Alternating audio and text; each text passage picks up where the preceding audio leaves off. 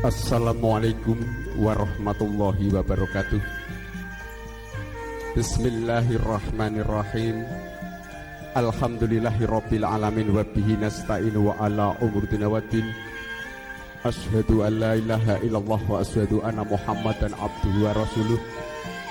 La haula wa la quwata illa billahil aliyil azim. Amma ba'd. Hadirin kiram, para alim, para kiai, para haji ingkang sinudan, para santri ingkang ridho dalu tansah cinaket pustaka suci Al-Qur'an ingkang panuntun manembah marang kiblating Gusti ingkang satuhuluring budi. Kunjuk ngarsanipun para pepundhen pini sepuh aji sepuh ingkang hanggo mesteti pepoyane kautaman ugi kang pantes minangka tepa tuladaning para kawula muda ingkang sadhu kula bedheng saha pantes lamuta pinundi. Para priyagung pangemban-pangembating praja nuniki satriyan negari ingkang asta pranatan agung ingkang sinudan para kawula dasih ingkang satu wicaksana budi, para sarjana sujananing budi ingkang sampun wenang nampi wahyuning kasutapan ingkang dhat sinudarsana. Unjuk ngarsanipun kaki mewah nini pisan panjenenganipun Bapa menapa dene kula wangsa ingkang mijil saking laladan ingkang dhat sinudarsana. Para rawuh kagung putri ingkang winantu sagung pakurmatan dalasan para kadang reda taruna ingkang winengku ing bagya mulya. Sih wilasane Gusti ingkang akarya jagat ingkang murbeng bawana. Mugi tansah lumuntur dumateng ngarsanipun para tamu winulya. Nuwun keparenga kula ngadeg wonten ngarsa panjenengan minyak swasana nggih hawit pradapa. Keparengipun panjenenganipun Bapa wonten ing laladan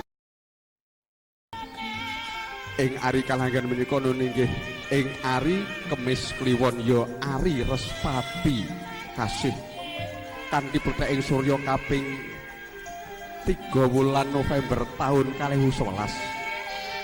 Kula ingkang kapitedan hanawung krida minangka pambyawara ingkang kepareng hambuka wiwaraning suka nunggih ngaturaken urut roncaning adicara upacara pahargyan temanten dawuhipun Dyah Hayu putra pawistrinipun Bapak ingkang jinatukrami dening Bagus putra pembajeng panjenenganipun Bapa Muh ingkang pidalem saking laladan menggahi japing temanten sampun katiti laksana ing ari Ahad Legi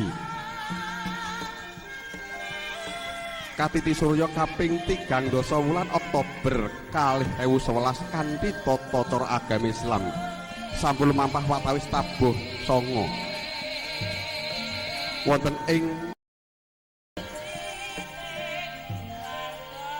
kadhepikaten kaliyan ana kula anggen kawan dengan sonika swacana sawetawis ingkang sampun hamurwakani karya ingkang angka sepisan sumangga nuwun kula dherekaken nyaosaken raos syukur wonten ngarsanipun Allah Subhanahu wa taala ingkang sampun paring barokah kanikmatan kawujudengan miwah kabagas warasan katitik wonten ing ari kalanggan menika kula saha panjenengan saged klepak nyawiji wonten dalemipun Bapa kanthi pinanggih widodо rahayu nirhing sampikala kanthi pikalina alhamdulillahirabbil alamin. Salajengipun shalawat salam semoga kita aturaken kunjuk dumateng junjungan kita Nabi Agung Muhammad sallallahu alaihi wasallam kanthi atur Allahumma sholli ala Muhammad wa ala ali Muhammad.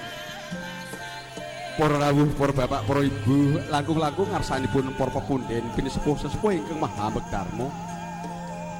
Salajengipun keparenga kula ngaturaken menggah racin adicara upacara pahargyan ingkang sampun rinajik sorinantam dening kula wangsa ingkang tartamtu kewala kepareng badhe kaaneraken wonten lumados ing adicara upacara pahargyan ingkang angka sepisan nggih pambuka. Terus kalajengaken sawanipun Syatmaja temanten putri mijil saking sasana busana manjing sasana pahargyan. Ampun bilih mangke Syatmaja temanten putri sampun lenggah satata ing sasana pinajang. Kepareng sumusul rawuhipun Syatmaja temanten kakung mijil saking sasana Masanggrah. Sawanipun Syatmaja temanten kakung dalah para pangombyong. Ampun bilih sampun dumugi korining payuwahan kasuwun kandhek sawetawis nunggih ing mangke kepareng badhe kaledosaken upacara pasrah saha tinampen Syatmaja temanten kakung dalah syarat sarana salagi rabi. Saparipurnanipun kepareng badhe kaledosaken upacara prastawani gati nunggih upacara pangging temanten ngantos upacara adat minggah sungkeman. Saparipurnanipun ing mangke